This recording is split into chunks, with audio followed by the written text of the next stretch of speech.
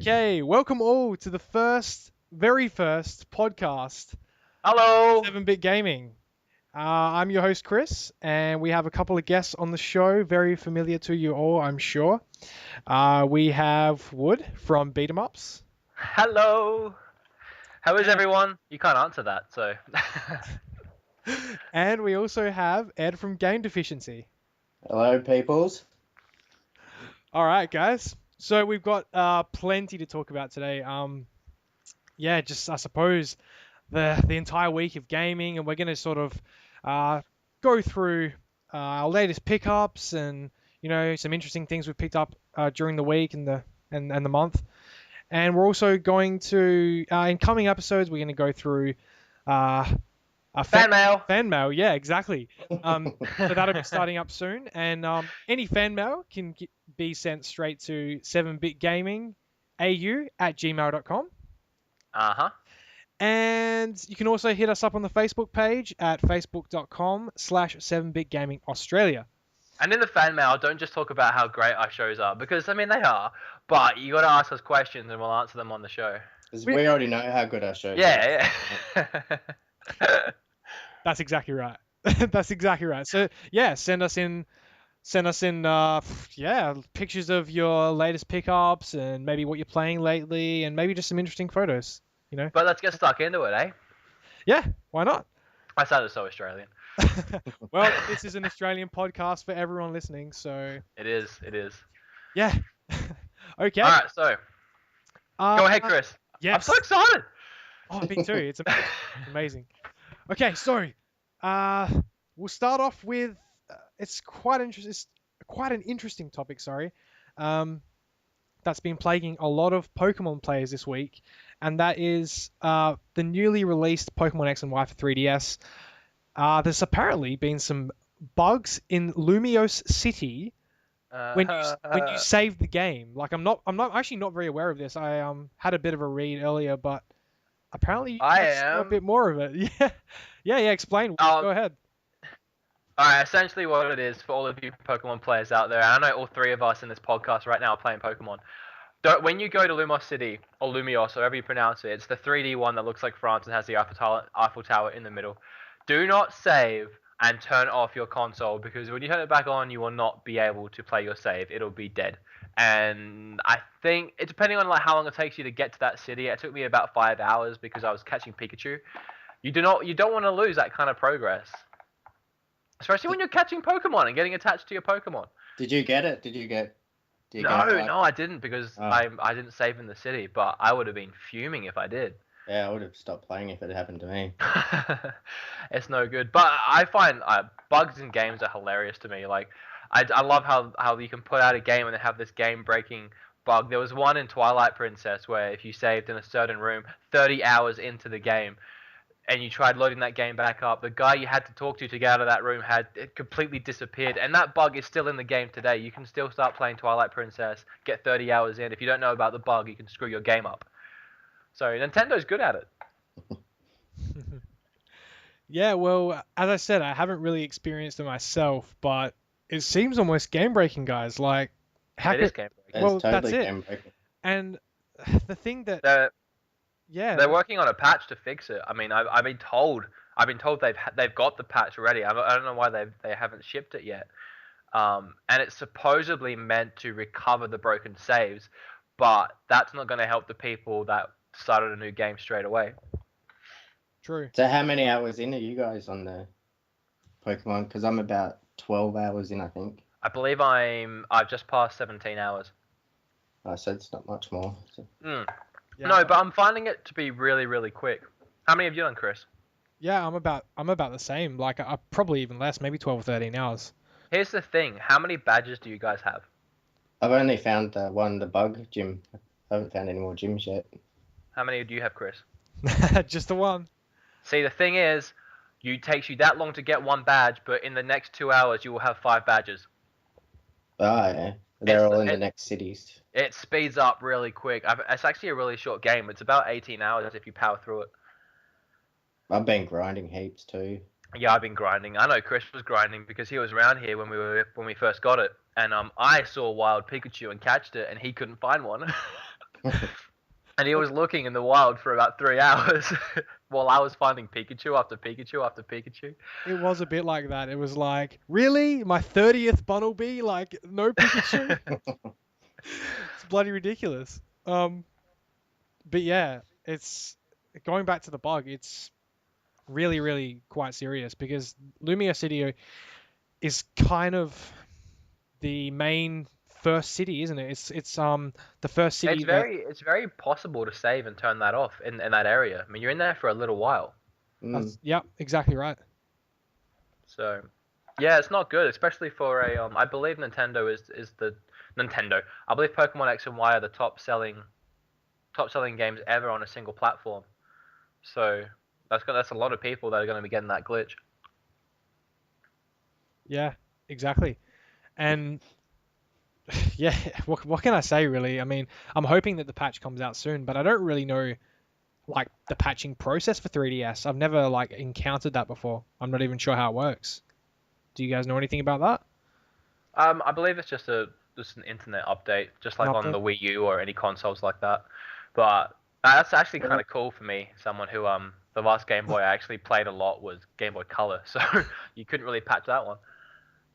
I wonder how it works. Can it save to the chip on the cartridge or on the card, or does it save to your hard drive or to the SD card? I'd say it's saved to the SD card. I'd say SD card. I mean, I don't know. I don't know how it works. Probably, yeah, it would be a workaround or something when Yeah. it Yeah. I think goes to. they actually used that term workaround when they were talking about it. So Oh, that's cool. The first thing that hit me though is, obviously you got like a lot of kids that have just bought the 2DS, they've just invested their money in that. And probably one of the first game that they've bought is Pokemon X and Y. I mean, it's sort of released around the same time.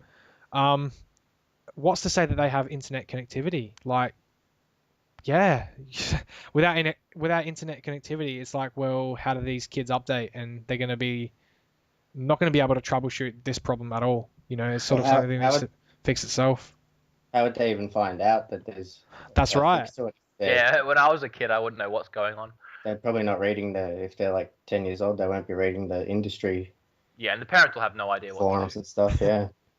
But I don't know. Hopefully that won't happen to them. And well, it'd be pretty unlucky to play a second playthrough and then save in that city and turn it off a second time. So I don't know. It'd be pretty unlucky to keep getting the same glitch over and over again. But there might be a lot of copies of it turning up at cash converters if You, people keep getting screwed over. you know what I can see? I can see some poor kid starting up his game and being like, "Oh, I got to this city, then my save corrupted," and then playing, slogging through another 3 or 4 hours and being, "Oh, I'm finally back up here. I'll take a break. I'll save it. I'll turn it off," and then getting exactly the same glitch every time he gets back up to that same point.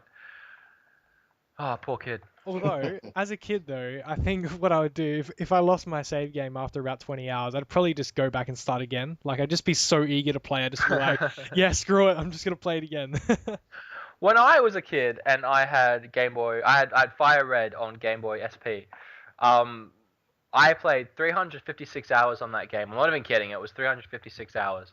And I went to school one day and my little brother started a new game and saved it 11 minutes in.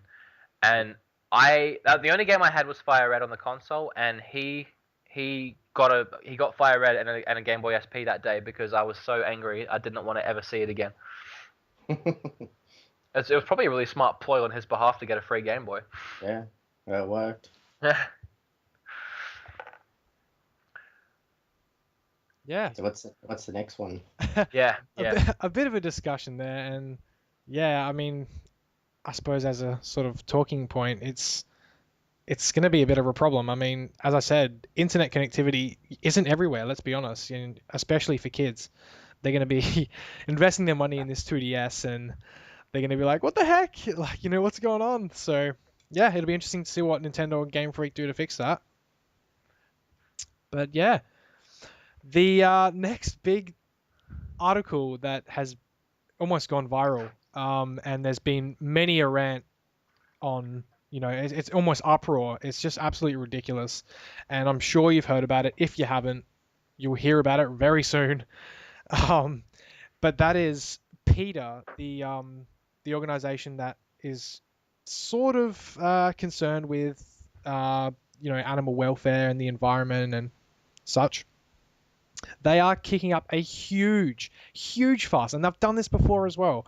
They've kicked up a massive fuss about the release of Pokemon X and Y and how apparently, guys, it teaches kids and adults, that are very easily convinced that they will go out and abuse animals and try and train them up and hit them it's stupid, isn't it? It's absolutely ridiculous. Like I just cannot I can't even say, hey, yeah, maybe you have a point there, Peter. No, it's absolutely ridiculous. I So, can't yeah, tell you the amount of your times thoughts. while I was playing Fire Red that I went out and abused animals. I can't even begin to regale you of the stories that I made my dog fight other dogs. Well, I used to make my dog fight other dogs before I started playing Pokemon, so I can't really see the correlation between what Peter is saying. You're just like I'm playing Pokemon by day. I'm treating my dog like Growlithe by night. I'm training that mofo like. As the hardest bit was trying to stuff the dog into the Pokeball. I'd say the Oh, hardest God. bit would be teaching you how to spit fire. Anyway, all the things you're discussing, if Peter were in on this call, they'd be absolutely furious. They'd be like, "Wow, what are these guys talking about?" But I don't think we're the only ones out there. I think Peter's claims are absolutely ludicrous. They've even gone as far, from what I'm reading, they've even gone as far to create a Flash game called Pokemon Red, White, and Blue, an unofficial Peter parody. Now, Can I say that I actually played that Flash game and it's very fun. They Have did you- one about Mario too, didn't they? Where he was Yeah, I think they something did. about meat or yes, they something. did with the what's it called? The Tanuki suit? Is that right?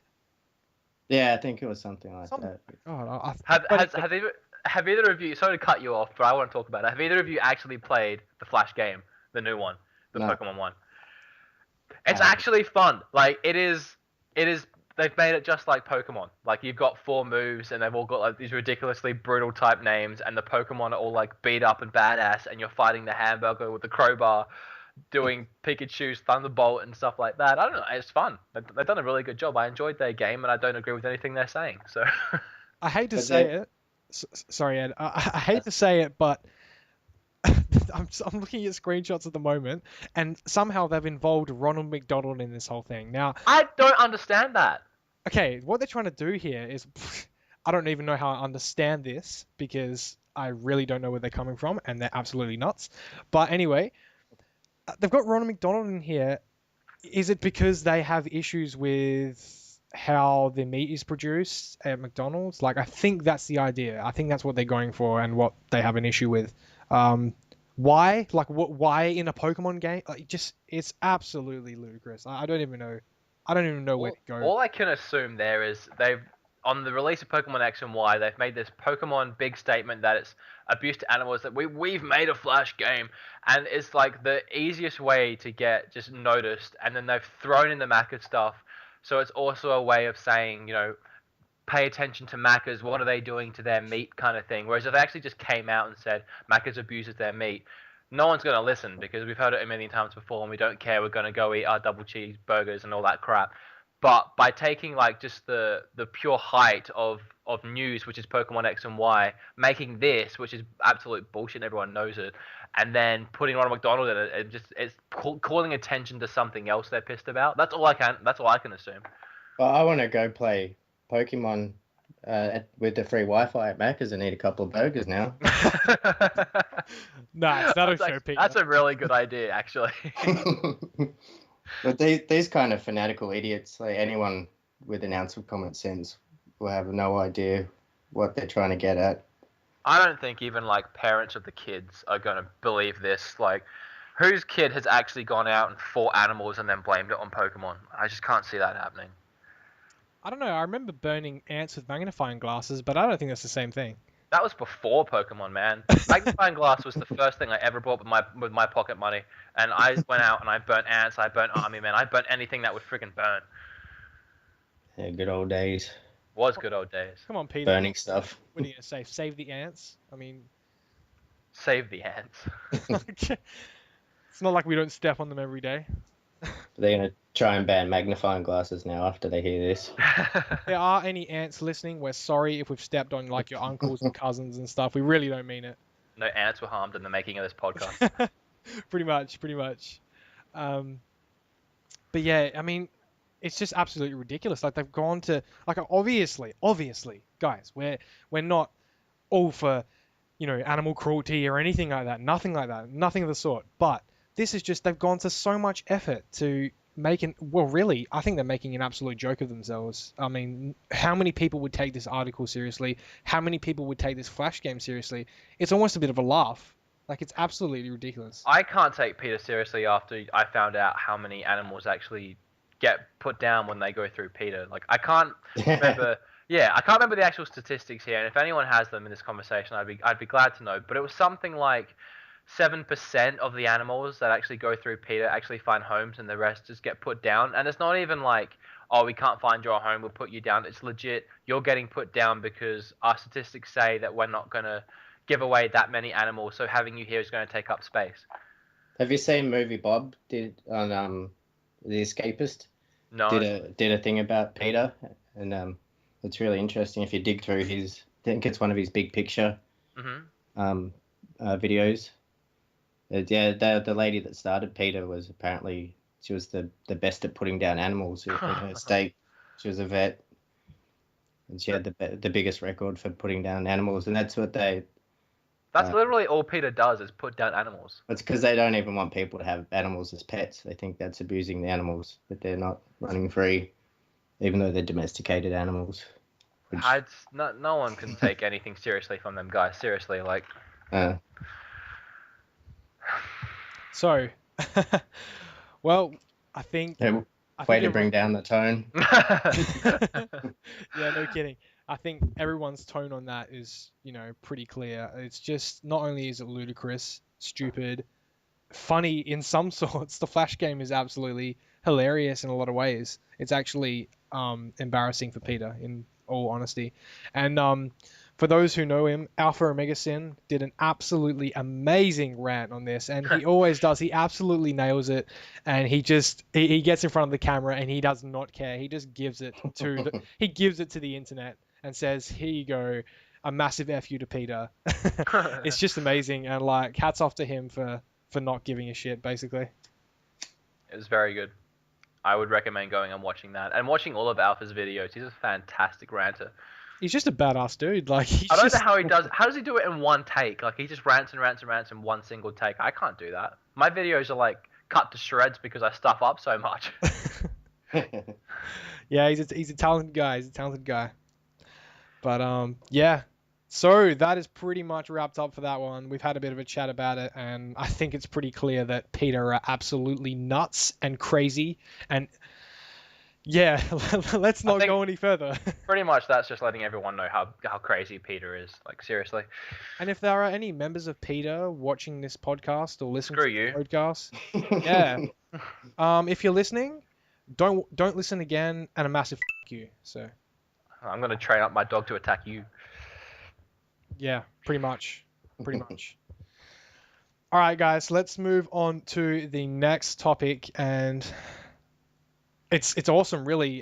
This is an Australian tailored article, and it's about the statistics for pre-orders and interest in the upcoming release of the PlayStation 4, and apparently Australia is the most excited for the PlayStation 4 release. They just, so many pre-orders, and yeah, it's really unbelievable.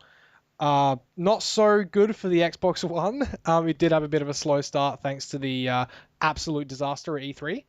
But yeah, it's really good news for us Australians that they're really getting on board the new consoles. So that's statistically speaking, in other words, like the ratio of people in our country compared to the ratio of other people in other countries pre-ordering the game. Not we have the highest amount of orders in total. No. It's almost like it's almost like the statistic for the amount of anticipation. Per capita, like because there's 20 million people in Australia. That's really, I'm happy to hear that because Australia seriously needs that bump up of Australia actually does buy games. Maybe we should give them some more. they're not make them like months and months and years delayed from Yeah. like Europe and America. Yeah. I've actually been enjoying a lot of the Wii U release titles. I know it's not the best console to get them early, but we've been getting the game 2 or 3 days early than America. I know Pikmin we got about a week beforehand, Pikmin 3. And the Zelda Wii U, I think we got that like 2 days before. And just some figures on the on the interest that people are showing for the PlayStation 4. 600,000 Australians are anticipating the PlayStation 4 to be the most popular release, and also interest towards pre-orders, as opposed to a mere 325,000 for the Xbox 360. So it's it's double, which is really really great. And I know that Wood, you were saying that you're picking up both the consoles. I was picking up both consoles, but guess Oh, what? Guess what? I have decided I don't want Xbox on launch because I'm still kind of angry, but also their release day lineup isn't really impressing me in the slightest. So this all has to be backlash against all that stupid shit they were trying to push. Yeah, when well, they first announced it, like the amount of consumer goodwill they lost. yeah, all well, that crap. that's exactly it. I mean, as a retro collector myself, the last thing I want is my games to all be digital. The last thing I want is to buy a game from a shop, come home, use it, and have that game pretty much be a throwaway, a useless husk of what a game used to be to put in the bin. That's not what I want. That's not what I'm looking for. should we go through the confirmed? Because you were saying about the launch titles for Xbox One. I wasn't actually aware, but just to give the listeners an idea of the lineup for Xbox One games. This is confirmed, guys. So Assassin's Creed 4, Battlefield 4, Below. Not really. Anyone know about that one? Below. I think Nah, I haven't heard. that's an indie title. I could be wrong. I don't know. I'm gonna shut up. It's by Capybara, so not a huge developer that I know of, anyways. Not But yeah, interested. might be cool. Call of Duty Ghosts. Well, everyone will jump on that except me. Moving on. Moving on next. Sorry, COD players. The Crew by Ubisoft. Crimson Dragon. D4. Dead Rising 3, which will be a good one. That's pretty strong. Destiny, which will be interesting, coming from Bungie. Moving on from Halo. So that will probably... Well, not probably. We don't know. We can't predict the future. Destiny, that's multi-platform anyway. Yeah, it is multi-platform. That's right. And most of these you're saying are multi-platform. That's it. They're not exclusives, are they? It's really not that strong at all. Dead Rising 3 is exclusive, and that's going to be fantastic. And that's the one game I'm going to miss out on. Yep. And did you say Panzer Dragoon before? No, not yet. I don't know. That might be unconfirmed. But this is the official confirmed list I'm looking at. So the rest, have a look. Dragon Age Inquisition by BioWare, Dying Light, which I'm really excited for, I must say. Elder Scrolls, Fantasia Music Evolved, Fable Legends, FIFA Soccer 14, that's multi-platform. Final Fantasy, Forza Motorsport 5, that's a great game for those racing fans. The best racing game to date, in my opinion, or racing franchise. Sorry, it's just absolutely 10 times better than Gran Turismo, in my opinion. But arcade versus simulation, so you get a trade-off there. Halo for Xbox One, that's interesting. 343 Studios. You guys know about that one? I've seen the trailers for the new Halo. It said Master Chief's walking in the desert in a Jedi robe. I'm not sure where you're getting this launch day titles from, but they're not launch day titles. I think a bunch of those are launch window, which goes into March or something, like April or something. Yeah. They're not release day. There's only like 5 or 6, I think, that are actually on. Oh, there's about 20. You did say yeah. This list includes essentially all titles released. Some are confirmed and some aren't. So essentially any released by the end of 2013. But for example, Watch Dogs is on here, but we all know that it's been pushed off to 2014 now. Yeah. Not happy about that one. No. And I said Panzer Dragoon before because I secretly wish there was a sequel. What I meant to say was Crimson Dragon. Crimson Dragon, yeah. That's actually I wish there was a new Panzer Dragoon. Oh, don't we all? The Sega Saturn, it's a bit off topic, but the Sega Saturn is one of the most underrated retro consoles of all time, I think. The Panzer Dragoon series. This is a bit of an odd one, and Wood owns this one as well, Die Hard Arcade. I thought it was terrible when I first played it, but it's actually really addictive. It's actually I can just imagine it being in the arcades, and it would be absolutely fantastic. It's a really cool and different beat 'em up game. The Dynamite Cop on the Yeah. Is it the Dreamcast is really good. That's the sequel. Yeah, that one's fantastic. Yeah. Yep. So yeah, a bit off topic, but that's definitely a retro console you've got to have in your collection. But yeah, going back to the launch lineup, what do we think, guys? It's pretty weak. I think it's pretty weak. And I know, does anyone know if Watch Dogs is an exclusive? I don't think it is it? No way. No. A lot of these are third party. I reckon the only tasty looking ones that are first party are Dead Rising 3. That's it. No, sorry, I thought my microphone cut out. Yeah, Dead Rising 3 and where is it? I don't know what I'm trying to say here. Oh, Rise. Yep, Rise. That's the one. I forgot what it was called. That one looks very, very interesting graphically, but I'm not sure how it's going to play as far as the gameplay goes. I wasn't too impressed by the demo. I think they might be having problems getting the games to go past 30 frames per second. Oh, really? Yeah, because you'd think they'd want them up to at least 60 for the next generation. Rise is a Crytek game, isn't it? Yeah, it is. Well, Crytek, you're getting a graphics powerhouse there. The graphics are fantastic. I don't know about the game. They're amazing. But Dead Rising 3 looks amazing. If you played the first two and you didn't like them, then get the third one because they've scrapped everything. It looks like the only thing they've kept is just the amount of zombies and the weapon construction of pretty much putting anything with anything. But they've really worked on that as well and made that a lot more impressive. So you literally can fuse anything with anything, which is pretty cool. It kind of looks like they've taken all the funny stuff out. Yeah, they've taken all the comedy stuff out, and I think it needed it because I think the second one got pretty stale. Yeah, I think so too. And as you were saying, I actually think weapon customization and character customization is incredibly important.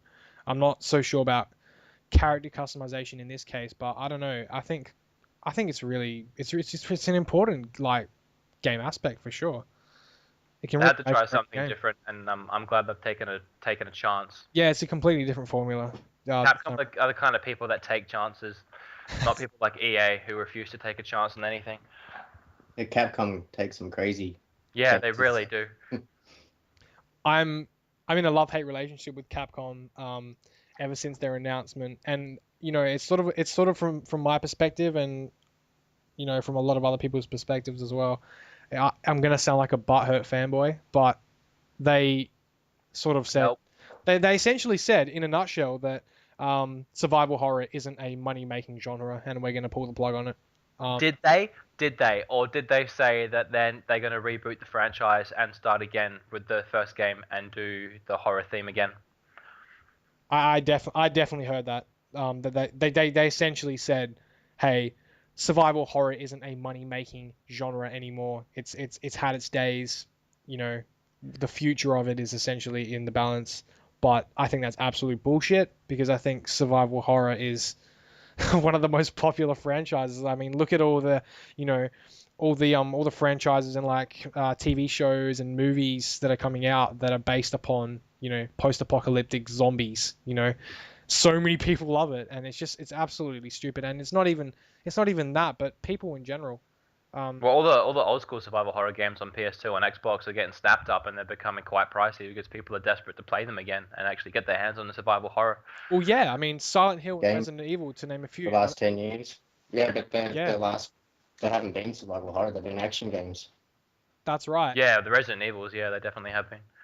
The shit heap that was Resident Evil 6. Nah. Oh yeah, 6. I thought you were gonna say 5 and 6. 5 was good.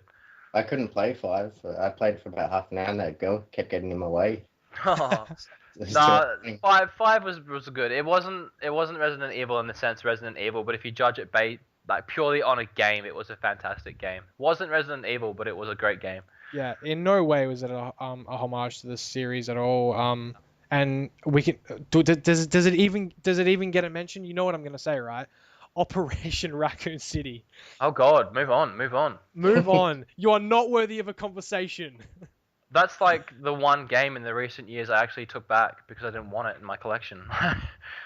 If you're walking into an EB Games, you're walking into a GameStop for you US guys, you're walking into a Game Station, or you're walking into a HMV for you UK guys, and you see Resident Evil Operation Raccoon City for $5 as a pre-owned copy, as a Just keep new walking. copy, don't buy that piece of shit. It's terrible. Walk right past it. Do you realize though in like 10 years time, Wood, you're going to be hunting around for a copy of Raccoon City?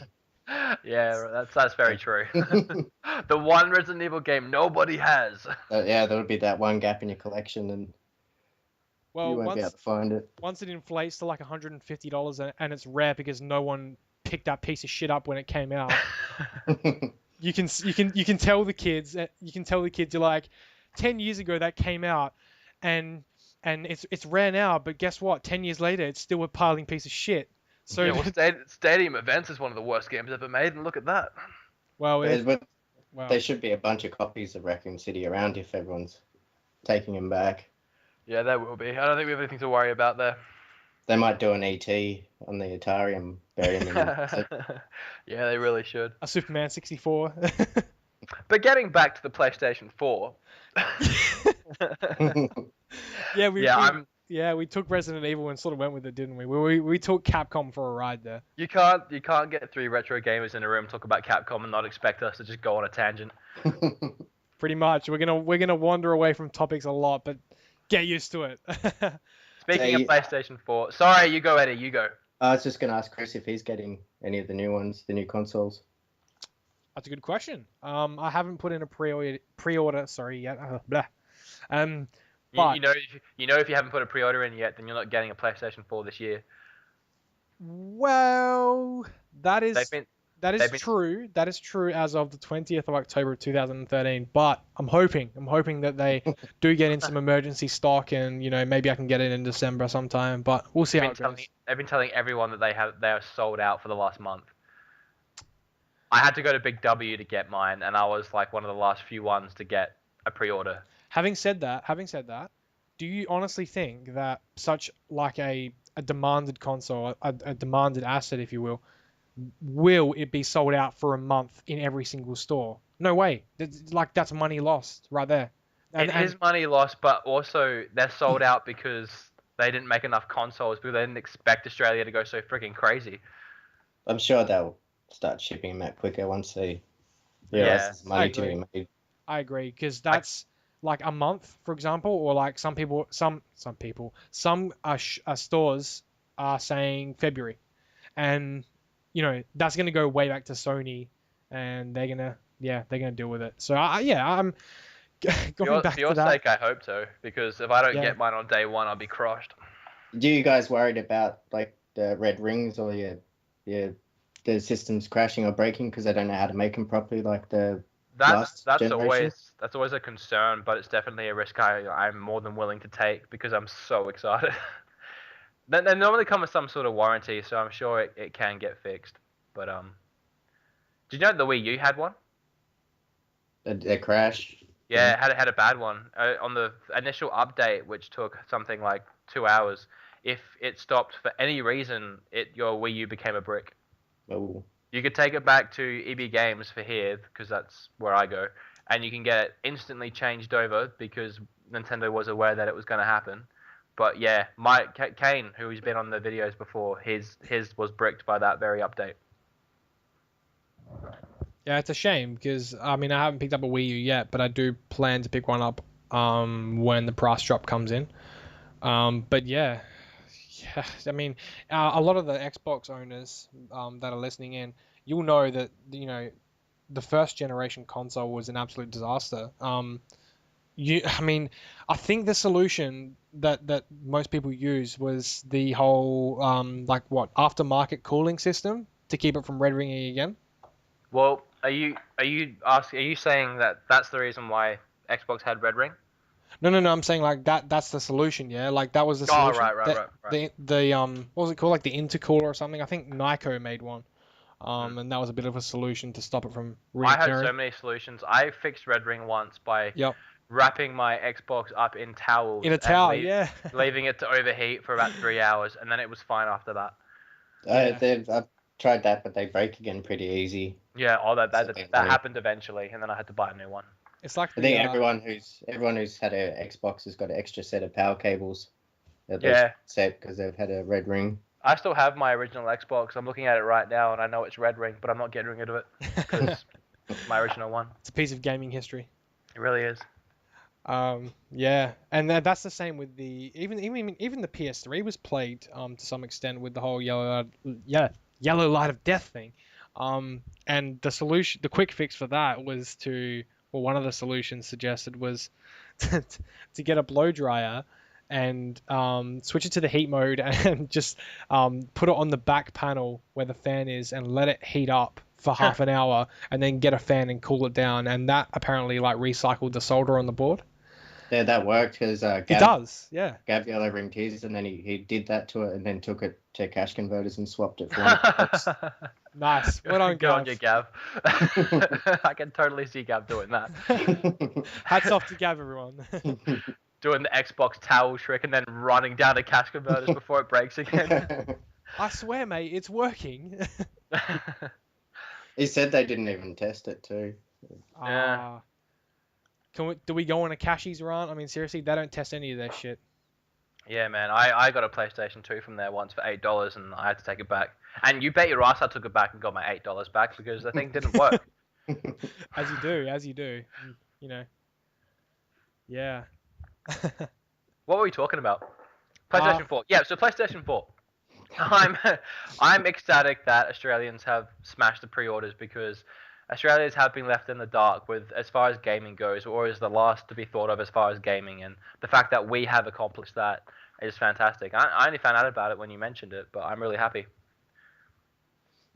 That's good. Then another thing I think, well, it's something that worries me, is that all that stuff that Xbox said at the start that they've 180'd on, is what's to stop them from slowly just creeping that back in. Yeah, that's exactly my concern because like in their contract it states that you have to agree to is that they have the power to change anything at any time against your will.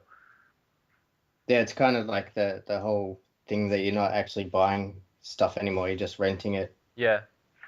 So like it's legitimately in their terms and conditions that you have to agree to get the Xbox, that if they want to change it all back and 180 again on the first day, they can. They're not going to because that would be like shooting their other foot off, but they can, and they can ease it back in slowly. So not keen. It's that lack of trust. Like it's gonna. Yeah, be exactly. hard My to trust get is back. betrayed. I think that's the main thing. And that's the like Sony had so much bad press with the PS3 and their attitude to like consumer relations, and now all they've basically done is nothing. Yeah. And they're the heroes. Yeah. Exactly. That is pretty funny. And that's the thing. I mean, so many people invest their money in it. I mean, and you can go off and say, oh well, that could happen to a car, that could happen to this, that could happen to that. But at the end of the day, it's money. It's money, and with money comes, confidence in the product. So, you expect it to deliver. It's not exactly cheap. What is it? It's retailing for $550 here. Yeah, I think so. What annoys me is they've shipped it with the Kinect, which I don't think anyone wants. No hardcore gamer wants the Kinect, and it's actually jacked up the price of their console by $100. And it's you have to get it. It's part of the console. It doesn't work without ridiculous. the Kinect. Well, they've gone back on that too, but you still have to buy one. Yeah, it will work without the thing connected, but you still have to buy one. Oh well, my anger stands even more so then. If you don't even need it and you still have to buy the extra $100 for one. Do they even cost $100 to? Sorry? Does the Kinect even cost $100 if you were to get a standalone one? Oh, the last one was about 120, I think, here when it first came out. All right, moving on. Yes, moving on. We've talked about this for so long. Oh, it's a big topic and it's definitely worth talking about. So, yeah, a bit of discussion there, that's for sure. All right, moving on. The next part of the show, and the formula will change. So please provide feedback because Yeah, we're figuring out what we're doing here. yeah, exactly. I mean, it's essentially a pilot episode. So yeah, please suggest any improvements, and you know where to hit us up on the Facebook page, facebook.com/7bit gaming Australia. All right, so moving on, and we're going to go into the retrospective side of things. And the retrospective side of the show is discussing hidden gems, and that term gets thrown around a lot. You play a game for the first time, you're like, hey, my buddy doesn't know about it, and it's Hey, it's a hidden absolutely gem. and it becomes a hidden gem because it's absolutely fantastic, and it's it exceeds all expectations. But yeah, we essentially will discuss hidden gems, flashbacks to any games that you've been playing lately. Not even necessarily, just like a single game that played as a child, or you have memories with, and we all do. So let's go to Woody. Me? What's a game that when you've been going out for collecting? What's a game that's really stood out and been in your mind when you've been collecting? What's that game you really want to find at a garage sale on a Saturday? Can it be one that I've already found very recently? It can be one that you want to find, or one that you found, but Little Samson's is off the table. Why are you saving it for yourself? Well, yeah, essentially. Okay, well, I found this one very recently, and given the opportunity, I'm gonna talk about it. So, GameCube's my favorite console. It has been since I got the GameCube on its release day. There was something about the devilish, sexy charm of it that won me over. With my console, I got a game called Lost Kingdoms 2, which is an absolute fantastic game, and to this day, I am the only person I know who has played it and finished it, but just played it in general. Um, it's an RPG game with it's really hard. You get a deck of cards essentially, and the cards have monsters, and it's almost kind of like Pokemon, and in the sense of some cards you throw, and these creatures will come out and they'll fight around you. There's cards where they're just like a one-time forward/slash attack. There's cards that will help you transform or make you transform into a creature, and it's so much fun, and it takes a lot of strategy, and for the time the graphics were fantastic. And I remember I wanted to play the first Lost Kingdoms, but they were really rare games to come across, and that took me as a kid just going to game traders with my mum, like weeks and weeks and weeks to come across. And I finally found it, and I loved it as much as the second one. Fast forward to I start collecting about a year ago, and they are the single games on GameCube that I want to collect. And I know that my mom has sold off everything I used to own. And I'm searching all these garage sales with Chris and with Kane and everyone, and everywhere I go, I'm like, Lost Kingdoms, Lost Kingdoms, Lost Kingdoms, Lost Kingdoms. I actually went back to my mom's very recently, and my little brother told me, hey, I found these GameCube games. Do you want them? Turns out the two games that she didn't sell because no one friggin' wanted them was Lost Kingdoms 1 and 2. And right now, they are the only two games in my collection that are actually from my childhood because I sold and lost and traded everything else. So, I don't know if that's what you wanted from me, Chris, but that is a story that I really want to tell because I'm excited. And I don't think, apart from buying them on eBay, I don't think I would ever have found those out in the wild because I don't know anyone that even played it. But if you have the opportunity or you've got it in your collection and you haven't played it, please pick it up and smash it out. It's got a great story. It's got great characters, great graphics that hold up to this day, and just fantastic gameplay. It is a AAA game. Awesome. And it's one of those titles. I mean, this doesn't define a hidden gem by any means. I think we can agree. But the reviews were actually fairly terrible. But again, they don't define a game. They don't define a value either. And a lot of the time, it's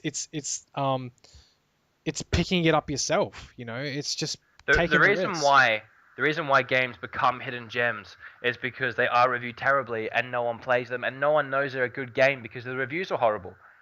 And then someone comes along, like Metal Jesus, and tells you, hey guys, just so you know, this SpongeBob game on Xbox is fantastic. And you're like, what? SpongeBob? And you play it, and yeah, it turns out the game that everyone said was shit is amazing. Well, I think you'll find a lot of the people that say, oh, this SpongeBob game is shit, is because they think it's childish and they don't think it's any good. But in reality, anyone who's played that game, oh my gosh, like the platforming element is fantastic. It really is. It's actually worth playing, and that happens all the time with games. It's like, you look at the cover and it's like, well, it looks like crap, but essentially it plays much better The than you exact thought. same thing happened to me very recently with Shadows of the Damned on Xbox 360. I looked at that cover a million times. It's a generic as hell cover with a guy pointing a gun to the screen, and I thought, never gonna touch it.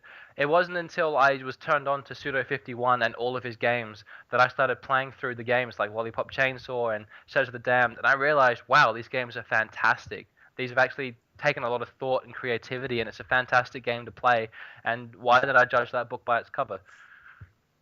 Yeah, and that's the key there. Don't judge a game by its cover at all. Just go for it. If you've got a gut instinct and you think, it's gonna fuel your interest, by all means, just sink a few dollars into it, and you might enjoy it. What about Eddie? Let's hear from Eddie. But I've got the. You guys played Gunsmoke on the NES, on the NES? Yes. Have Yeah. I? Yeah, I've been playing that on the ROM on the Wii. And Yeah. that game is so good. It's it's like a vertical scroll. Oh, I think we lost Eddie there. You're walking up the screen, and the screen keeps scrolling. And the left button shoots to the left, the right button shoots to the right, and both buttons shoot forwards. Oh yeah. Yeah, and you've got to you collect money from shooting like barrels and all the bad guys and stuff, and you have to get enough money to buy the wanted poster to fight the boss. It's all coming back to me now. Yeah, that game's awesome. I'd love to have that one to play properly on the NES because that'd work so good with the proper NES controller. Nice. Yeah, yeah. Oh And man. also, one game that I did pick up is Centipede on the Atari, which I hadn't played before till I got it, and that's just an awesome game. I think everyone's played Centipede. It's on every platform, like on just about everything nowadays. It's on your mobile phone and everything. Yeah, yeah. It's such a great game, but there's just the random elements of when you shoot the centipede and it turns into the blocks and it splits up into different directions and stuff, and the spiders and the scorpions and the fleas and everything. It's a really great game, and it plays really well on the Atari 2600 as well. Mm. Yeah, that's an arcade classic. I think you can't even Yeah. underestimate how good it is. But yeah, If I ever find Gunsmoke, I'm sending it to you, Eddie. Oh, you better. I will. That'd be rad. Yeah, but this is a bit off topic, but I'm not sure if you guys will agree. But a lot of those arcade collections and like greatest hits that are released on PS2, PS3, the latest consoles, even PSP, for example. I think Midway and Atari have both done a few, and maybe even Namco. Maybe Namco Museum. Yeah, and they're essentially just a mix of the past generations of games. Like the arcade style games and NES titles, arcade titles, stuff like that. And they're fantastic. Even actually notably, the Sega collections, so like Sega Classic collections and Sega Mega Drive collection, I think it was for the PS3 and 360. Fantastic. You can play Golden Axe on your 360, and you don't have to go out and play a copy. If you're not a retro collector and you're just a retro player, that's amazing. Like still appreciating past generations of games is absolutely fantastic. Go out and do it for sure, and that's a great way of doing it. Especially if you've got a PS2, the arcade like Midway Greatest Hits is $2 or $3 pretty much everywhere. So pick it up and you'll be able to play a lot of the arcade classics. They're really good, those ones, because they're always cheap. And and you get like 10, 20 games on each one too, so it's always a bargain to pick up. And most of the time, they're the really popular ones and fan favorites almost. And you could argue that a lot of the titles that they miss are fantastic, and they're not. They're almost hidden gems, aren't they? They're titles that you don't really think of. One notably, Burger Time. Oh yeah. Yeah, like a title like that. It might not necessarily be on the compilation, but you'll get a really good taste of the very best titles from the 80s, 90s, 2000s, etc. Frogger, Pac-Man, for example, Space Invaders. We're talking about classics here, and you can play them on the current gen consoles. That burger time's really hard, like the second level when you run out of salt. Oh, it's brutal. It's absolutely brutal. Speaking of which, this is off topic again, but difficulty of 80s and 90s games. No, I was just talking about how I was playing Golden Axe and I couldn't get past I think it was the 4th chapter. They were so hard. Have you seen the speed run of that on the Speed Demo Archives? No, I haven't. The guy just rips through it, and there's all cheats. You can make the dudes, you can make them fall off the platforms and stuff with that. Yeah, yeah. No, actually, I pulled that off accidentally while I was playing. I made like 3 dudes jump up a platform and they fell straight off. So, yeah, no, I'm definitely going to use that every time I play from now on. The thing with the older games is because of the limited like space, they could only have a couple of levels, so they didn't want you to just rip through the game first try. Yeah. So they made them unfair, and a lot of, if they're a port from the arcade games are made to be hard, so you put more money in. Yeah, So- I mean that's totally fair enough as well. Because if you actually take the game and look at how long it is, if you didn't die, they're really short. Yeah. I mean, you can finish the first Mario in I think it's like 7 minutes. But the world record's like 4 minutes. Yeah, see, there you go. It's like a really, really tiny game, but I can't, like, someone like me takes friggin' half an hour to finish it.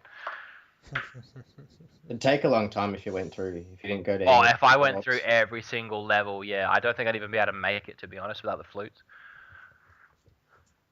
Yeah, exactly.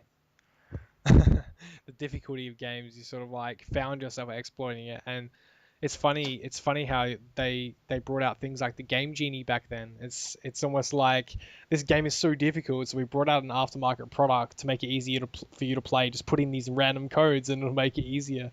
It's absolutely unbelievable. The difficulty was, you know, I mean, on a scale. On that note, the difficulty of the second Mario Brothers was so hard that we couldn't even get the actual copy of Mario Brothers. We got the Yeah, we got the farmer version. Do you know about this, Chris? I have no idea. No. The second Mario Brothers, the one where you play as the 4 different characters and you're picking up like what is it? Turnips and throwing them and stuff. If you actually take a step back and look at that game as a Mario game, it's very out there and it's very weird.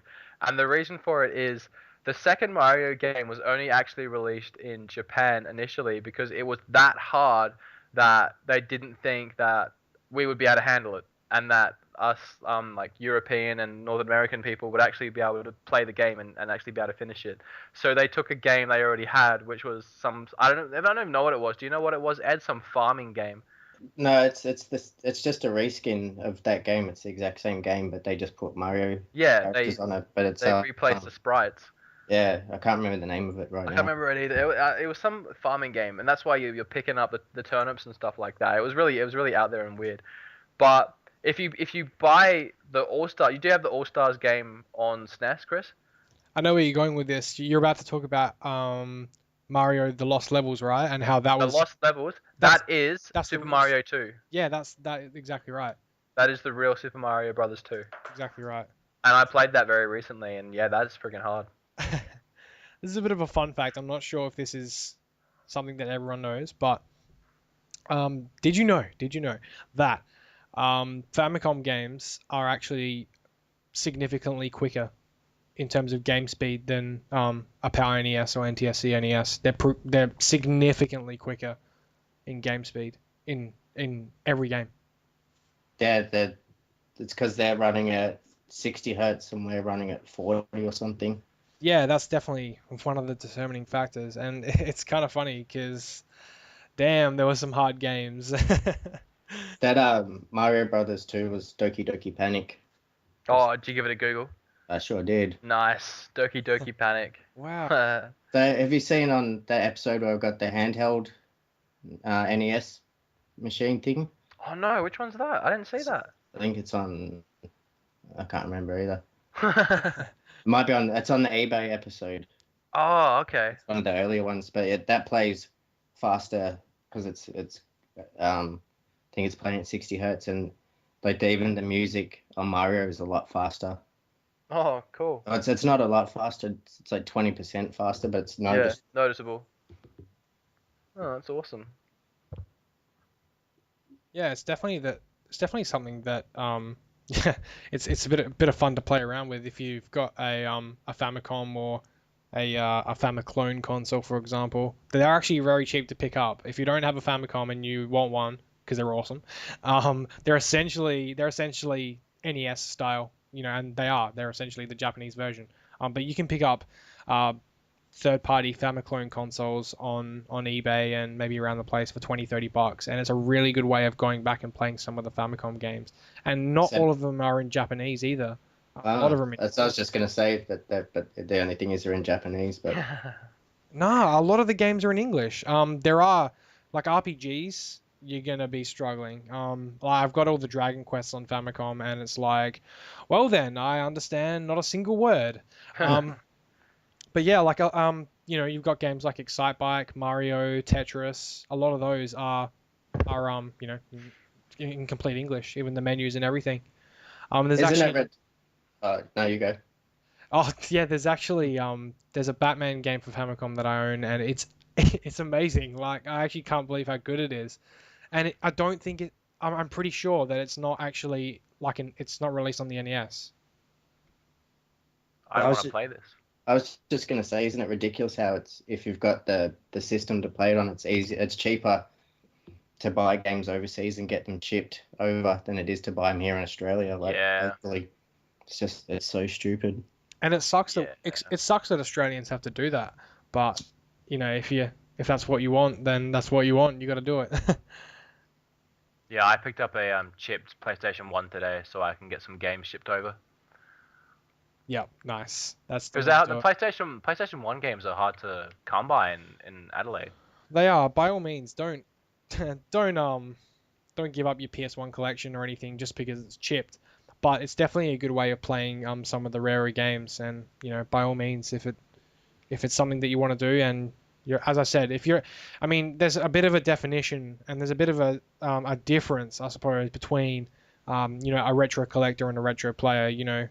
Collect to play or collect to grow. It all depends. All depends how you are. Collect to grow. So that's the thing with me and Gav is I want to collect the games so I can play them, and he wants to do that too. But a lot of his stuff that he'll just grab anything because he just wants to have. Absolutely, lots that's of exactly games. what I do. I grab anything and everything that's good value or looks cool, and I might try some of it out. I will definitely play the ones that I've picked up because I want to play them because I've been looking for them. But to me, it's all really cool, interesting history of gaming, and I love collecting it and giving it a home so it's not getting sun faded at markets and swap meets. I much rather it in my collection. Like let's get this cart that I got with like Golden Axe and all that on it. I'd never played any of these games before. Picked it up because it was $1, and I'm sat here right now playing Golden Axe and Columns, believe it or not. And it's just fun. It's games that I haven't played before because I'd never had a Sega Mega Drive. And you don't want the games falling into the hands of the dreaded resellers either. Absolutely not. Screw you, James. And anyone who's seen the episode of the Game Quest will know exactly who James is. He's an absolute scumbag. He ain't listened to this show, so we can talk smack about him because he's an absolute scumbag. Let's We not make saw this him. podcast. Let's not make this podcast about dodgy resellers. They'll We get it. saw him today, Chris, and what did we do? Just throw Oh, eggs at him. well, yeah, that's definitely worth talking about. There's this reseller, and we go to the markets, and we're coming up to his store, and I say to Wood, hey, buddy, we're going to go past, and he has great games, but what we're going to do is we're going to walk past, and we're not even going to acknowledge the store. We're not even going to look at it. He doesn't even deserve. And he knows us. He knows us because every time I go to his store, he goes, "Oh, look, it's the YouTube boys." So he would have seen us walk past and with games in our hand and not look at anything at his store. We hate this reseller. We hate this reseller. And don't get me wrong. Before I go into it, don't get me wrong. There's a couple of resellers that I know that are amazing. Like they're really friendly. What's that? There's some great resellers that I know. Yeah, exactly. And they're like he's friendly and they'll give you a good deal if you're a regular. That's no problem. I don't really have an issue with that. But it's these resellers who are who don't negotiate and they just want to make a quick buck. And this guy is just he's essentially the face of dodgy resellers. If you want to get a gist of it, watch episode 5 and episode 7 of the Game Quest, because I think I put a good enough point across that I don't like the guy. What I don't get, I think these people don't either, is when they're selling them for so high. Like they could sell 4 games for $40, but they want to sell 1 game for $40, but no one's gonna buy it. I know. Well, the games that I want from him are still there. They are still sitting at his stall, And they'll be there forever.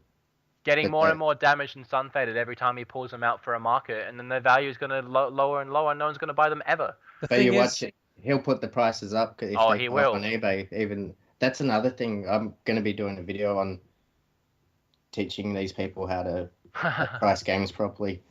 But Can you please make that video and make like a little business card that has a link to the video, and every time you see a reseller, give them the business card. hell yeah. That's a fantastic idea, Eddie. Nice. But anyway, going back to what we did, we essentially just we even circled around because he wasn't looking the first time. We're like, we're gonna show this mofo. So we turn around and and walk past again. And we're like, he's looking this time. Let's walk past. And we did such a good job. We didn't even like acknowledge it because the guy is essentially the pinnacle of great games at this place. He's actually got a really good collection for Yeah, sale. he does. But the point is, you know, he paid $2 for it at a garage sale. He's selling it for 40. What a freaking douchebag! And I'm not gonna spend that sort of money knowing where it's coming from. And you know, I'm not gonna spend $40 on a copy of Super Mario Bros. For NES. You must be fucking kidding me. Alright, Chris is getting angry, so I'm going to change topic. Change topic. What's the next thing, Chris? All right, guys. So we're gonna move into. I couldn't control myself there. I'm so sorry. I felt the rage coming on. So, it's good. The passion, I like it. next week on the 7 Big Gaming Podcast, dodgy resellers becomes a topic. Name and shame. An hour of talking smack about resellers. Anyway, moving on. We're going to talk about essentially what we've been playing lately, and a lot of the time has been taken up with Pokemon, but I'm sure we've been kicking back to retro classics. So we'll start with Ed this time. What have we been playing lately, mate? The only retro games I've been playing lately is I don't know if I should say because it's going to be a spoiler for the next episode, but I've been playing 2. Give us a spoiler. All right, it's the Rygar on the NES and Russian Attack on the NES. Oh, cool. Awesome. See, that makes me want to watch the episode. That's awesome. Oh, it's good. It's a bit of an advert, and I've been playing a lot of PC. I got Street Fighter 4 on PC. Oh yeah, did the Let's Play of that one. Been playing that every day. You getting good at it? Kinda, getting better. And I've been playing a lot of PlanetSide too. That game's awesome. That's fantastic. That's actually a free to play. For those who don't know, and yeah. Wow, like so much has gone into that, and the community is going strong, and it has been going for what, like almost a year now. Yeah, I think it's a year. They're starting all the optimization stuff, so it should be running better for everyone. Exactly. That's a really good free to play game on PC. People don't know what it is. It's like it's a Battlefield multiplayer style game. It's like Battlefield, but it's science fiction, and it's a massively multiplayer online game. So you can have up to 2,000 people on the same map fighting all at the same time. I didn't know that. Would you say it's essentially Battlefield meets Halo? Yeah, you could say that. You wouldn't be right, but you can say that. I mean, I played about, like 1 or 2 hours when it first came out. Actually, no, not when it first came out. When I was playing the beta. And yeah, that's what I thought of it. I thought it was Halo meets Battlefield. Very much so. But yeah, hope I haven't insulted anyone. But yeah, anyway, going back to what Ed's been playing, Rygar, wow, amazing. One of the most amazing beat 'em ups, I think. It's really hard too. Yeah, it's pretty punishing. You only get the 3 hits, and you can get a fair way into the first level, and then you'll just lose those 3 hits like really quick. Yeah, exactly. And it's straight back to the start. There's no checkpoints or anything. all over again. I got a bit dodgy with that one because it's the only time I played Rye Guys on an emulator, and yeah, I kind of use game saves. But yeah, you got to do it sometimes when you're like trying out a new game. So yeah, that's a really good one. Anything else, Ed? Any new age games? I played Killing Floor a fair bit. If you guys haven't played that, Yeah, I've got Killing Floor. That's awesome. that's a really good game. It's good community too. Like Yeah, I've it is. only ever seen like one douchebag on there. Been playing it quite a while. That's a really fun game. I haven't played it in a long time, but I used to get 4 mates, and you know the map with the farm. Yeah, Yeah, that one's fantastic because you only have 10 seconds before the zombies spawn, and you sprint to that farmhouse, and you block off both the doors at either end, and you try and hold out for as long as you can. It's really fun. and that Tripwire, they're really good. They make have you played the Red Orchestra games and the Rising Storm? No. The realistic shooters of World War Two. So No, one hit kills you, and you get like when the bullets go near your head and stuff, you get all shaky, and Oh yeah, yeah, it's pretty scary. sounds pretty cool. I swear I've seen that game on the Steam sales about 20 times, and I've said, nah, it's not worth $5. But now that you're talking Yeah, about but you said that about Portal 2. oh well. Don't get me started on you, and you're not you're. I don't even know what to say to you right now. I'm so angry. No, Have I'm you not, guys- I'm not angry. Anyone listening that is a Portal fan, I don't hate Portal 2. Portal in general is just a great game, but anyone who is a part of the Steam summer sales, what is it with getting extremely stingy? And it's like $5, it might go down to $2.50 in a couple of days. Like it's ridiculous. Like you're That's so like stingy. I'm the opposite on the Steam sales. I like make it rain on the Steam sales. I'm buying. Splash So. cash everywhere. What were you gonna say before, Eddie? The what's it called? Volgar the Viking. You tried that? I haven't. No. You should get it. I got a well they sent me a little discount card, 33% off, so I grabbed it, and it's like a old school side-scrolling kind of beat 'em up platformer, and it's really really hard. And as you get chests and you get little pieces of armor, and that's how many hits you can take, you lose the piece of armor, and you power up, and it's Yeah, it sounds heaps old school. Actually, yeah, Ed, it's really good, and it looks really nice too. It looks like 16-bit style. Nice. yeah, What's the sound like? 16-bit sound? No, it's like a new school style Okay. sound. Oh, that's really cool. It's a new Adult Swim game. Oh yeah. Yeah, it's really hard. Yeah, sorry, I was just about to say, it's literally like just popped into my head. That was a Kickstarter project, wasn't it? I'm sure of it. I swear I saw a Kickstarter for it. It might have been, Yeah, but yeah, it turned out really well. nice. I might actually pick that up. There you go. It's definitely worth playing. It's Vigar. kind of like Sorry, Ghouls what and was it? Ghosts. Volgar, was it? Volgar the Yeah, Viking. yep. Got it. Nice. I can So- hear you clicking away, getting on the download. Well, yeah, I literally just launched Steam. Nice. Okay, well, Wood, what have you been playing lately, man? I am still currently playing Columns because I am seriously dominating this. I'm on level 23 and it's addictive. But apart from Columns, I've been playing GTA 5, which I won't talk about too much. But I'm addicted to the online multiplayer at the moment because it is pretty much an MMO, and I'm waiting for Rockstar to give me my 500,000 in-game cash for free for all the issues that I didn't even have in the first place. But I'll take the free money. Apart from that, what have I been playing? I'm trying to get through Wind Waker, which is the HD on the Wii U.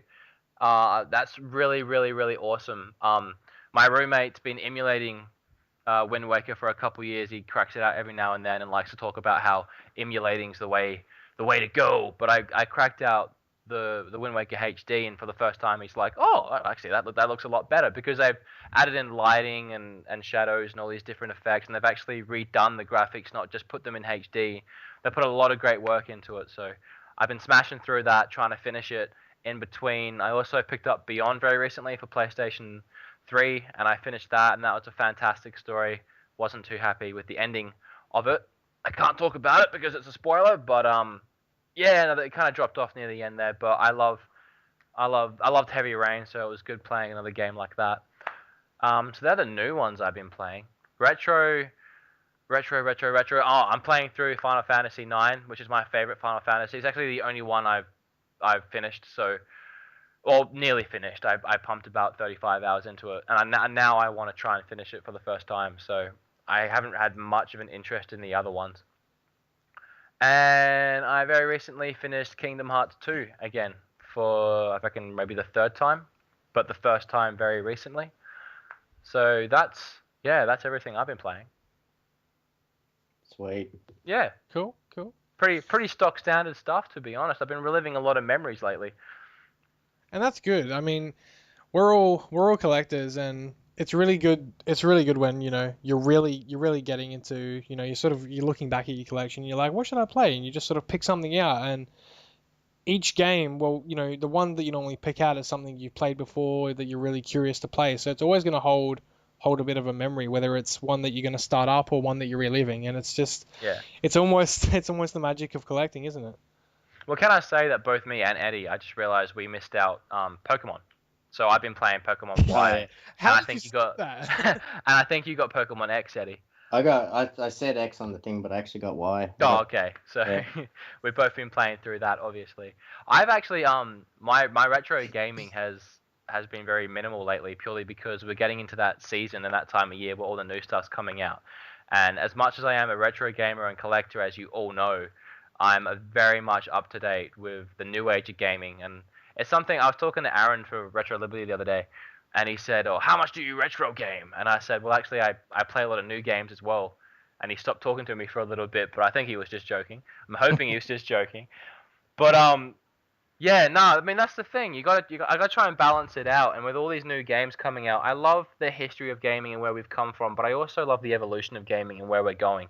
So it's fantastic to see the roots, but it's also great to see today where we are and look towards the future. So a lot of new games I get on release day. Like I'm looking forward to Batman. I'm gonna go pick that up. I think it's on like the 26th of October.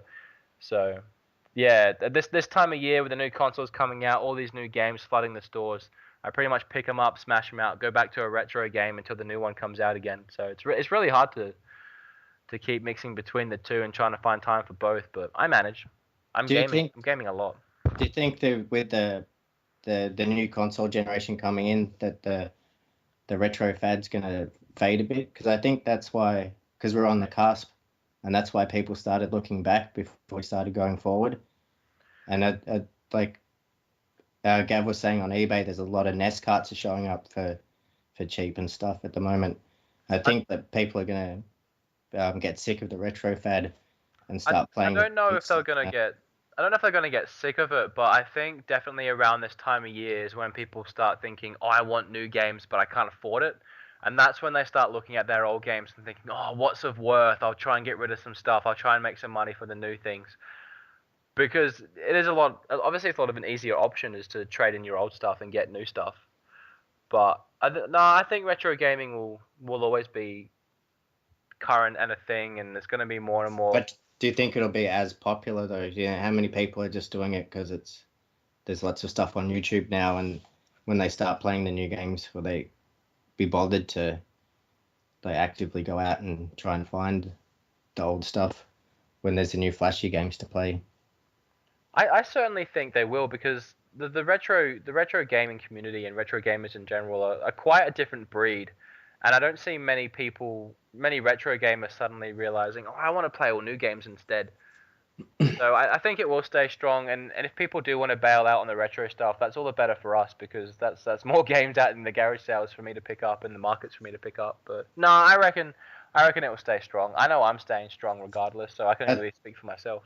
I reckon it's gonna fade off, except for the people who were doing it before it got popular, like us guys. I think there's gonna be a lot of people who just can't be bothered anymore, and they're gonna be playing a lot of the new stuff, and they'll be getting rid of their collection slowly. I think that we'll be getting the good end of that too. Like you said, we'll be able to snap up all the stuff that they're getting rid of. Well, yeah, if it does happen, I'll be very happy. Let's put it that way.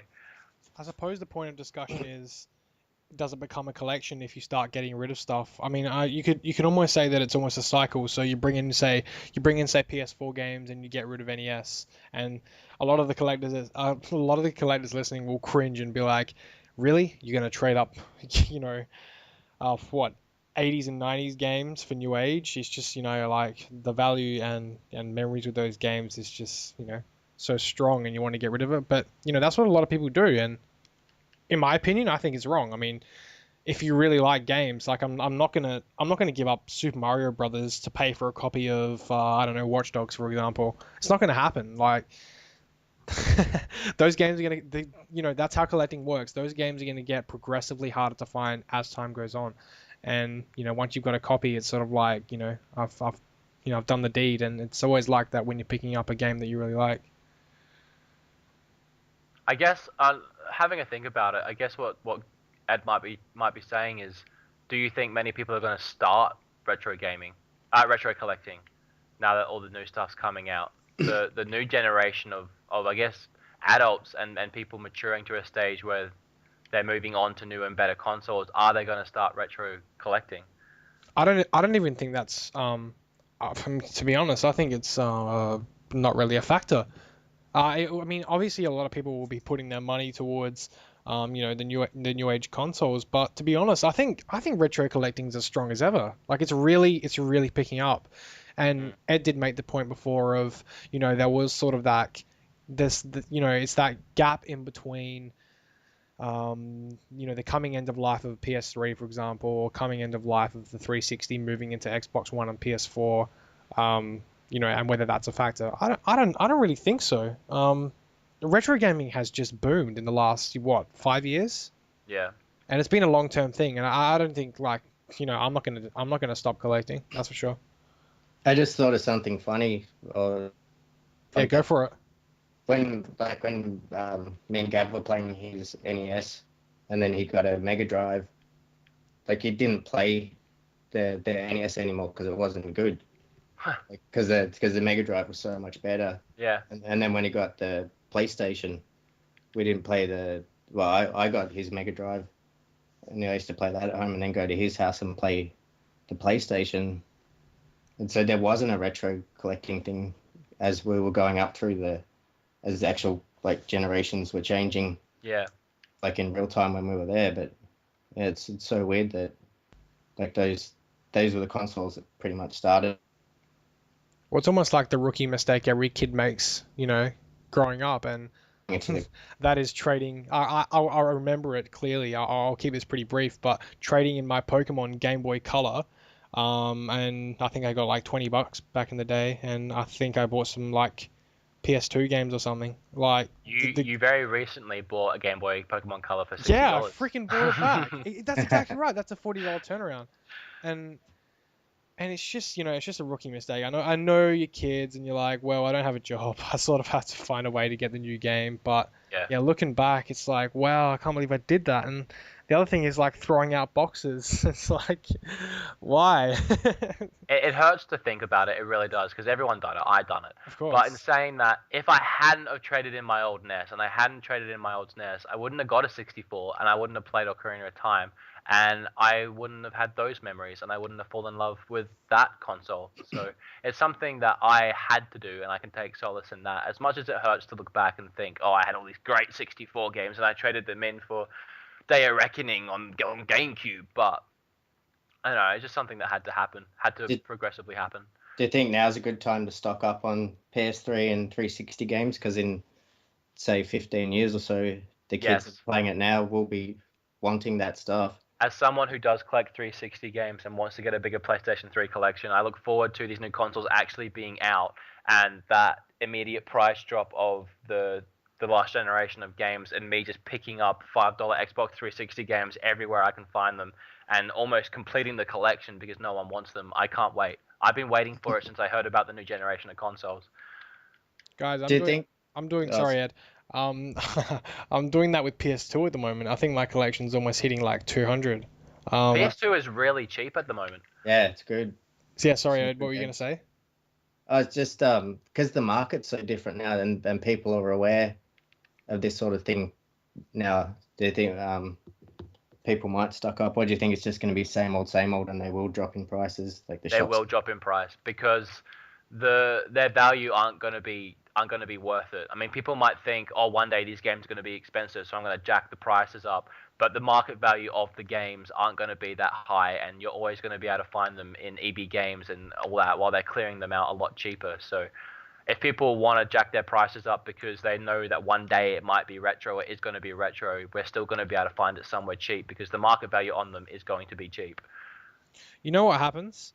And this is essentially how I see it, and I think it's pretty spot on in most cases. Games are the cheapest, and you can't really define retro, can you? I mean, you can, but it's it's sort of a loose term. But It's hard. Like, do you call that's it. Wii retro?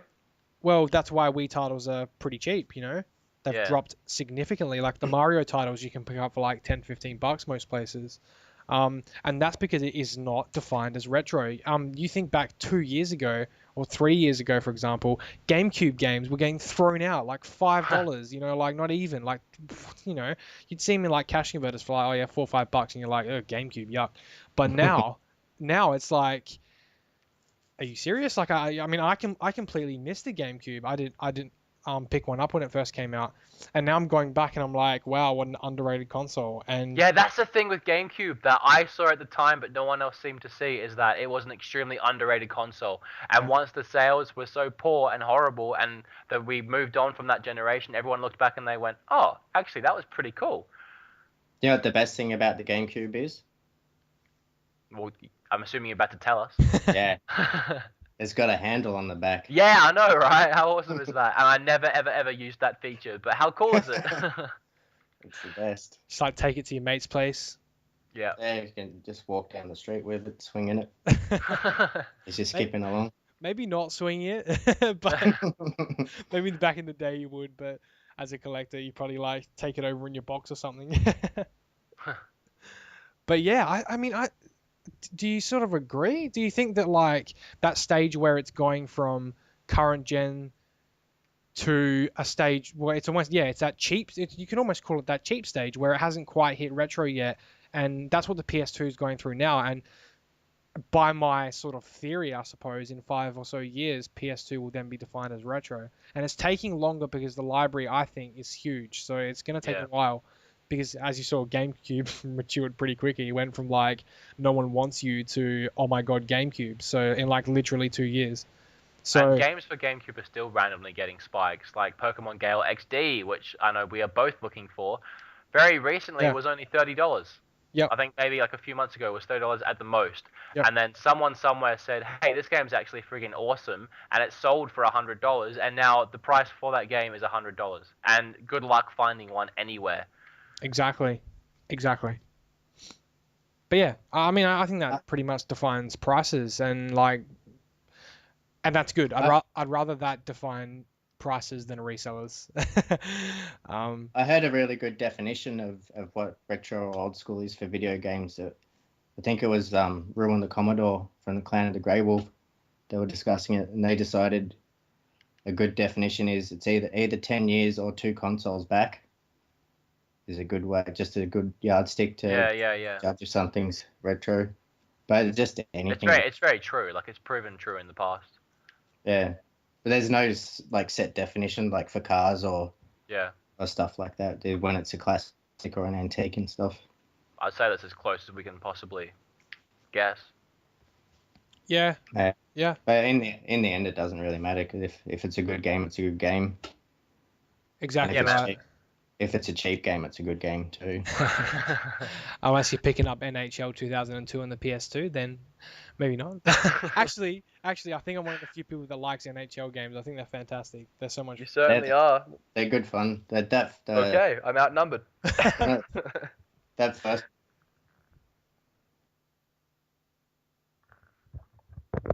One of the first NHL games. Woody, are you there? Yeah, I'm back. I cut out there for a bit, sorry. That's all good. Yeah, NHL games are fantastic, but no, a cheap game is a good game, and sometimes you got to fetch the games that you want for a bit of a higher price, but it's just the way the collecting goes. That's the way game chasing goes. You Well, may as well rip it off. You went halfway. yeah, pretty much. Yeah, copyright, trademark that shit. I don't know. You're you're on 50 cents now. Yeah, you do. It's a going rate. If that was true, my show owes him about $5. Okay, I just want to say sorry, Billy and Jay. All right, well, we're getting very, very close to the end of the show. There's been so much to talk about. It's unbelievable. We've actually, even had to cut some of the things short, but yeah, we definitely had a lot to talk about. I'm gonna leave the podcast with a last question, and we'll discuss it, guys. We'll discuss it. And that is, this is sort of the question of the podcast, I suppose, and that is, what do you believe? What do you believe is the hardest game you have ever played? Oh dear. And it doesn't even have to be in your collection. It could just be like a game you played at like a cousin's place or a friend's All right, place or something. I got it. I absolutely Okay. have it. But What's I want to go last. Oh, okay. Yep. Okay. You go, Chris, because I can't think of one. I know pretty much straight away. Don't steal mine. Don't you dare steal mine. I don't think it's going to. All right, good. It's actually pretty cliche, and a lot of people say it's a hard one.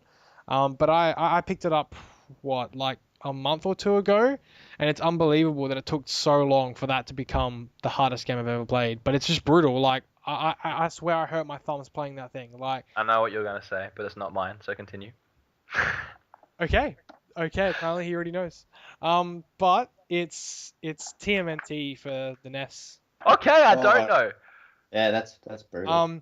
A lot of people will say that it's actually in the scene, I suppose it's known as one of the hardest games, but I gave it a good go. I was playing it for about an hour, or probably longer actually, and that game is brutal, absolutely brutal. How far did you get? Not very. I think I got like 3 or 4 levels in. I can get to just after the swimming stage, and then I just keep dying. I thought you were gonna say Battletoads because we picked that up a month or two ago. Oh yeah, that's hard too. And that is hard. That is hard. I had one of my mates around the other day, and we were doing 2 players. And for the first time in my life, I got past the bike bit, and I thought that was going to be the end of the game. I'm not even kidding you, because I never just got past that bit, so I assumed that was it. After you beat that bit, the game was over. Nope. We went to the ice stage, and I can't tell you how many times we died, and eventually just gave up. That is a ridiculously hard game. Not the hardest game I've played, but a ridiculously hard game. Yeah, I think I really do think that TMNT is really one of the, or if not the hardest game I've ever played. It's just brutal. Like I've obviously never finished it. But yeah, just the level design is ridiculous. Like the jumping, like the fluidity when you're jumping around is like not exactly the best. Like I found that when you're jumping, you sort of like, sometimes they'll do that somersault motion, and it just puts me off completely, and just like, okay, I'm dead straight away. That's pretty much how it is. But yeah, the level design is really complex, and I have not finished it. And like for those who don't know, PlayStation is like the PS1 was probably my biggest collection as a kid. And there isn't really any game that's troubled me that much. Metal Gear Solid on the hardest difficulty was pretty difficult. That was pretty brutal. It took me a couple of weeks to finish. But yeah, nothing's really challenged TMNT. Like I was literally just shocked. I was just in awe that it's taken that long. I've been gaming for like over 15 years. That game is hard. Yeah, it's brutal. I almost bought it today. Yeah, you did. You're gonna buy a box one. You were telling me. Yeah, I didn't buy it. Good choice. It was 30, and I just wasn't willing to pay 30 at the time. But it looked immaculate, and maybe I made a mistake. I don't know. Okay, let's move on. Ed. I've got one. Ghouls and Ghosts. Oh yes. I don't think I've ever got past the first level. Maybe once or twice to the second level, yes. and you just get punished as soon as you get 2 hits, and things like you can't shoot them and they can shoot you, and you can't shoot up, and there's all those monsters fly over you and stuff, and that game's hard. Yeah, very much so. I think I played that back in the arcades, back when Time Zone was around. Brutal. And an arcade game that's hard is Donkey Kong. Yeah, I got that very recently, and that is hard. I did pretty well, but yeah, no, it's hard. Are we talking the original Donkey Kong? Yeah, I think the arcade version's a bit easier than the NES version, but the NES one's still hard too. Yeah, I got the NES one. Yep. Okay, so I'll go. I would love to pick a very hard retro game so we can all get nostalgic at how hard the game is. But you asked me the question, what is the hardest game I've ever played? So I have to answer, and the answer is QWOP. Well, is that The hardest game I've ever played is QWOP, and yes, it's that one on the marathon track where you have Q and W to control the thighs and O and P to control the calves, and I can't get more than a meter. I've sat down and physically played this game for hours on end, and I haven't even got a meter off the track. So, as far as the hardest game I've ever played, it's QWOP. And please, someone go and play it and see what I mean. You will face plant 100 times before you make any progress. Yeah, for those who don't know, QWOP is a flash game, so you can pretty much play it anywhere. And boy, it's hard. Like, what? It is. I swear it's not possible. I've seen let's plays on YouTube, people actually doing it, and it looks the most retarded way they have to do it. But nah, it's not possible. They rigged it.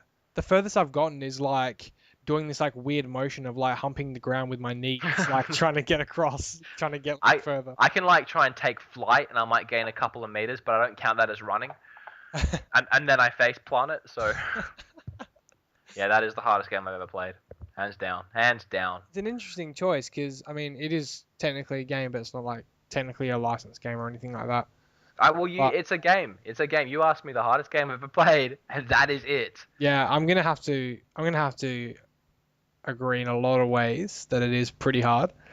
But if we do go into flash games and we do go into unlicensed game, has anyone played that I Want to Be the Guy? No, I've seen Let's Plays on it. It looks pretty hard. It's just the trolliest game ever. Like the first level, you're your regular platformer, and you're just walking, and like spikes will just like come from the top of the screen and just like pierce you, and you're dead. And like the first time I played it, I think I died about like 70 or 80 times before I got past like the first bit. And there'll be like save points, but before you get to save points, you're like, yeah, there'll be like there'll be like daggers coming down from like everywhere. Like you try and jump and like fire just comes out and everyone just like burns you. It's just like the biggest troll game ever. But yeah, if I'm gonna go for an unlicensed one, that's definitely the hardest one. I'll quickly throw in just a random licensed game. The first Resident Evil was actually really hard on PlayStation because you had limited amount of saves and you had to try and like pick when you wanted to save, and if you ran out of ribbons and you couldn't save your game again, then you had to try and make the rest of the game on the single save, and stuff like that made that game really, really hard to finish. Does anyone finish that Dark Souls? I know a lot of people that have. My roommate has. I'm not even going to bother trying. I sold it to cash converters. It was too hard. Good effort. At least you tried. Yeah. Now the next poor sod that buys in cash converters is going to feel the pain. Yeah. That's it. Oh, all right, guys. We're at the end. Yeah, that pretty much wraps it up.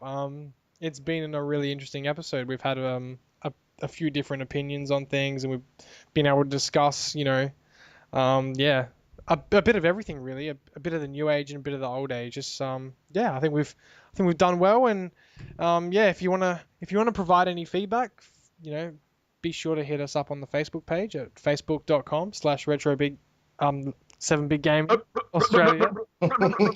7big Gaming Australia, that's the one.